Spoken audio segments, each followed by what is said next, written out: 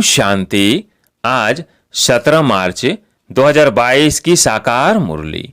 आज बाबा ने कहा, मीठे बच्चे, तुम्हें भक्ति की रोचक बातों के बजाय रूहानी बातें सबको सुनानी है। रावण राज्य से मुक्त करने की सेवा करनी है। प्रश्न, सेवा में सफलता प्राप्त करने के लिए मुख्य कौन सा गुण चाहिए? उत्तर, निरंकारिता का गुण। महावीर के लिए भी दिखाते हैं। जहां भी सत्संग होता था वहां जुतियों में जाकर बैठता था, क्योंकि उसमें देहाभिमान नहीं था, परंतु इसमें बहादुरी चाहिए। तुम कोई भी ड्रेस पहनकर उन सत्संगों में जाकर सुन सकते हो। गुप्त वेश में जाकर उनकी सेवा करनी चाहिए। गीत है ओम नमः शिवाय। ओम शांति। यह हुई महिमा ऊंचे से ऊंचे भगवान की। ईश्वर कहो, परम पिता परमात्मा कहो। सिर्फ ईश्वर व भगवान कहने से पिता नहीं समझा जाता है, इसलिए परम पिता परमात्मा कहना चाहिए। वो रचयिता है इस मनुष्य सृष्टि का। अब ऊंचे तो ऊंचा बाप क्या कर कहते हैं कि पतित मनुष्य मुझे बुलाते हैं कि आकर हमको पावन बनाओ। पावन माना पवित्र। पतित पावन भगवान को ही कहा जाता है। बरोबर वो आता है जरूर। भक्ति मार्ग में भगवान को याद करते हैं तो आता भी जरूर है, परंतु वो आएगा तब जब भक्तों को भक्ति का फल देना होगा। फल देना अर्थात वर्षा देना उनके लिए बहुत सहज है। 1 सेकंड में जीवन मुक्ति दे सकते हैं। कहते भी हैं कि जनक को सेकंड में जीवन मुक्ति मिली। नाम एक का ही गाया हुआ है। सेकंड में जीवन मुक्ति अर्थात सुख शांति मिली। मनुष्य कहते भी हैं कि शांति, सुख और बड़ी आयु चाहिए। छोटेपन में कोई मरता है तो कहते हैं अकाले मृत्यु आ गया, पूरी आयु नहीं बिताई। अब बाप जो कुछ करके गए हैं उनका ही गायन है। सेकंड में जीवन मुक्ति तो जरूर पहले जीवन बंद में होगा। जीवन बंद कलयुग के अंत और जीवन मुक्त सतयुग के आदि को कहा जाता है। कहते हैं जनक मिसल घर गृहस्थ में रहकर जीवन मुक्ति को पाए। बाप समझाते हैं अक्षरी 2 है, राजयोग और ज्ञान। भारत का प्राचीन राजयोग तो मशहूर है। प्राचीन माना पहले पहले, लेकिन कब यह मनुष्य नहीं जानते, क्योंकि कल्प की आयु लाखों वर्ष कह देते हैं। भारत का प्राचीन ज्ञान और योग तो सब चाहते हैं, जिससे भारत स्वर्ग बनता है।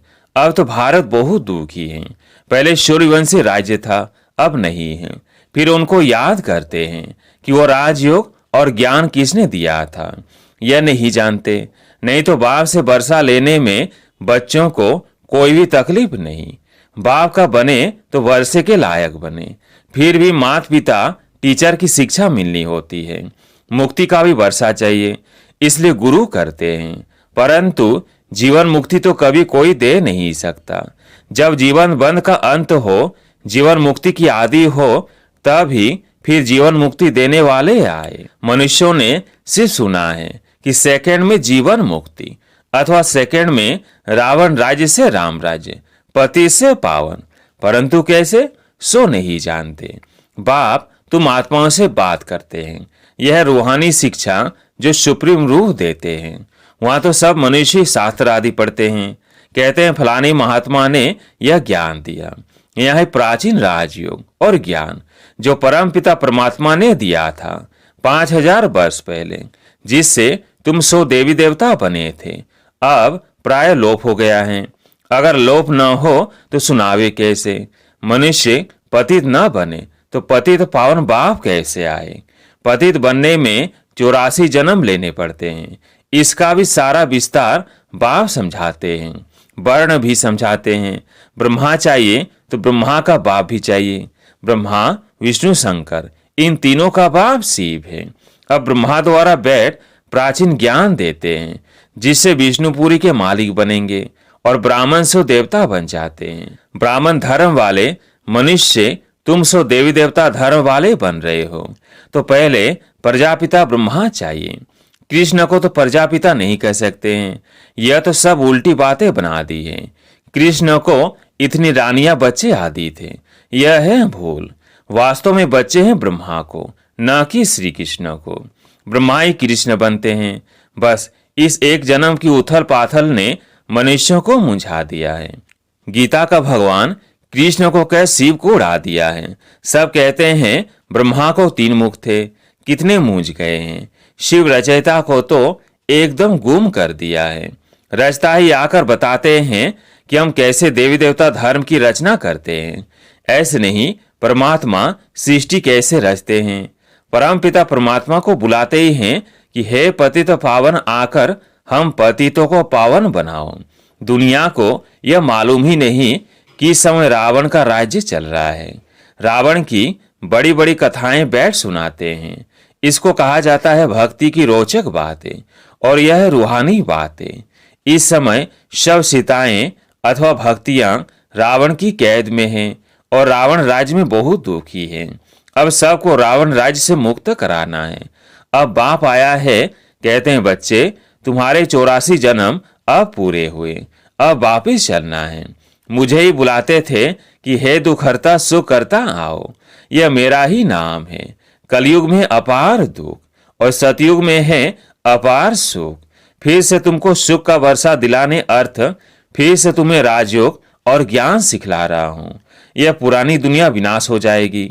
मनुष्य तो विनाश से बहुत डरते हैं, समझते हैं ये आपस में लड़े ही नहीं तो शांति हो जाए। फिर इतने अनेक धर्मों में शांति कैसे होगी। बाप समझाते हैं ये इतने सब धर्म जब हैं वो पहले नहीं थे। जब एक ही धर्म था तब बरोबर सुख शांति का राज्य था। अब सब मांगते हैं मन को शांति कैसे मिले। अरे मन क्या चीज है, पहले इनको तो समझो। आत्मा में ही मन बुद्धि है। मनुष्य की जबान बोलती है, आंख देखती है, टोटल मिलाकर कहते हैं मनुष्य दुखी है। किसको भी समझाना बड़ा सहज है कि बाप को याद करो और वर्षे को याद करो। फिर झाड़ और ड्रामा की समझानी भी देनी पड़े, जिसके लिए ये चित्र बने हुए हैं। सिर्फ मन मना हो कहने के लिए तो चित्र की दरकार नहीं। चित्रों पर समझाने में घंटा लग जाता है। प्राचीन राजयोग भगवान ने सिखलाया और राजाई मिल गई। फिर कोई मनुष्य थोड़ी राजयोग सिखलाएंगे। बाप और वर्षे को याद करो तो ठीक है, परंतु यह डिटेल जब तक किसको समझाए नहीं तब तक बुद्धि नहीं खुलेगी। सृष्टि चक्र को समझ नहीं सकेंगे। जब कोई ड्रामा देख कर आते हैं तो बुद्धि में आदि से अंत तक घूमता रहता है। कहने में तो सिर्फ इतना ही आएगा कि हम ड्रामा को देख कर आए हैं। तुम भी कहते हो हम इस ड्रामा को जानते हैं, परंतु डिटेल तो बहुत है। बाप से सुख शांति का वर्षा मिलता है। फिर बुद्धि में चक्र भी है। 84 का चक्र जरूर घड़ी घड़ी याद करना है। यह ज्ञान ब्राह्मणों को ही मिलता है, जो फिर देवता बनते हैं। ब्रह्मा सो विष्णु, फिर विष्णु सो ब्रह्मा। तुम जो देवी देवता थे पुनः जन्म लेते लेते फिर आकर ब्राह्मण बने। हद का बाप तो सिर्फ उत्पत्ति पालना करते हैं, विनाश तो नहीं करेंगे। विनाश अर्थात सारी पति दुनिया ही न रहे। सारे रावण राज्य का ही विनाश होना है, नहीं तो राम राज्य कैसे हो। वहां कभी रावण को जलाते नहीं। भक्ति मार्ग की कोई ही बात ज्ञान मार्ग में होती नहीं। तुम सतयुग त्रेता में प्रारब्ध भोगते हो, वह ज्ञान की प्रारब्ध। इनको कहेंगे भक्ति की प्रारब्ध। अल्पकाल क्षण भंगुर सुख। पहले भक्ति अभिचारी थी, फिर व्यभिचारी होते होते बिल्कुल ही दुखी बन जाते हैं। सदगति दाता एक बाप है। यह तो समझाना है कि बाप और वर्षे को याद करो। याद किया और स्वर्ग की बादशाही मिली, फिर नरक में कैसे आए, ये सब बातें बैठ समझाई जाती हैं। अब तुमको सारे सृष्टि चक्र के आदि मध्य अंत का पता पड़ गया है। तो इस समय तुम त्रिकालदर्शी बन रहे हो। उनको तुम कहेंगे कि देवताएं भी त्रिकालदर्शी नहीं थे, तो कहेंगे तब कौन थे? क्योंकि संगम युगी ब्राह्मणों को तो कोई जानते ही नहीं। दिखाते हैं जहां भी सत्संग होता था तो हनुमान जाकर जूतियों में बैठ जाता था। अब यह बात महावीर के लिए क्यों कही है? क्योंकि तुम बच्चों में कोई देवमान तो है नहीं। समझो सत्संग में कोई ऐसी बात निकल पड़े तो तुम कह सकते हो प्राचीन सहज राजयोग और ज्ञान से सेकंड में जीवन मुक्ति लेना है तो फलाने के पास जाओ। समझाने वाला तो बहुत बहादुर निरंकारी चाहिए, जरा भी देवमान ना हो। कहाँ भी जाकर बैठे, टाइम मिल जाए तो बोलना चाहिए मजबूत होगा तो भाषण आदि करेगा कि गृहस्थ व्यवहार में रहते कैसे सेकंड में जीवन मुक्ति मिल सकती है। परमपिता परमात्मा के सिवाय तो कोई दे न सके, ये महावीर ही समझा सकते हैं। सुनने लिए मना नहीं है। गृहस्थ व्यवहार में रहते तुम बच्चे बहुत सर्विस कर सकते हो। बोलो राजयोग सीखना हो तो ब्रह्म कुमारियों के पास जाओ, आगे चलकर तुम्हारा नाम वाला हो जाएगा, मेजोरिटी हो जाएगी। अभी तो थोड़े हैं, भगाने का नाम भी बहुत है। कृष्ण ने भगाया। अरे भगाने की तो कोई बात नहीं, टीचर का पढ़ाने के लिए भगाते हैं क्या? सर्विस करने वालों को तो बहुत विचार सागर मंथन करना है और बहुत बहादुर बनना है।